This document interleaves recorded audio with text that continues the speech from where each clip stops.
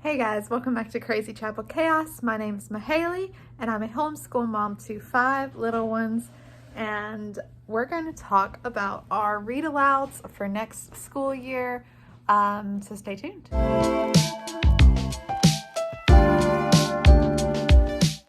Before we get too far into it, I wanted to mention that this is just our fun read alouds, not any of our read alouds for our history or our science for next year. These are just extra read alouds that we're going to try to get to or that we have picked out. So there's not a ton of them because our science curriculum and our history curriculum have suggested books to read as well. So let's just get started. Some of these I have purchased some like literature studies to go with. Others we're just reading for fun. So the first one that we have is the first book in the Stormkeeper's Island. The sun is terrible. Oh my goodness. Let's see. We're gonna play this whole like spin around game till we find decent light because my tripod is still broken. Anyway, the Stormkeeper's Island.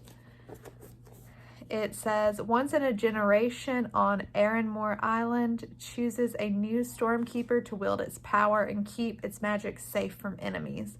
The time has come for Fion's grandfather, a secretive and eccentric old man, to step down, and soon a new keeper will rise. But deep underground, someone has been waiting for Fion. As the battle to become the island's next champion rages, a more sinister magic is waking up, intent on rekindling an ancient war. So I think there's like 4 books in this series, 3 or 4. So we're gonna start that, see if the kids like it, and go from there. If they do, I'll end up picking up the rest of the series. This is one that I did get a literature study for through Moving Beyond the Pages, and that is Poppy. At the very edge of Dimwood Forest stands an old charred oak. A great horned owl, Mr. Oakcax, waits there. With his piercing gaze, he surveys the lands he calls his own, watching for the creatures he considers his subjects. None dares disobey him until the night a courageous deer mouse named Poppy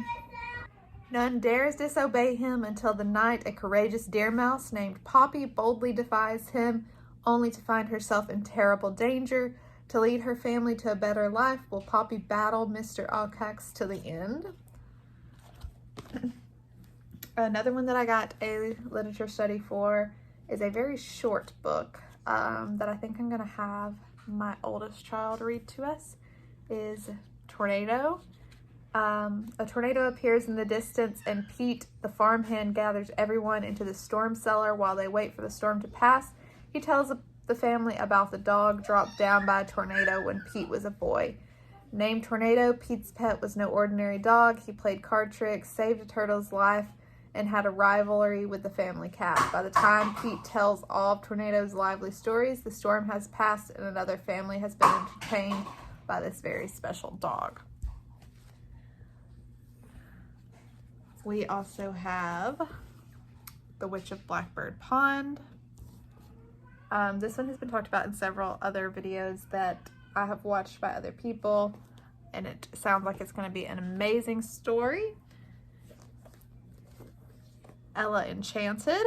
If you've seen the movie, it's similar to the book from what I remember from growing up, but we've got that one.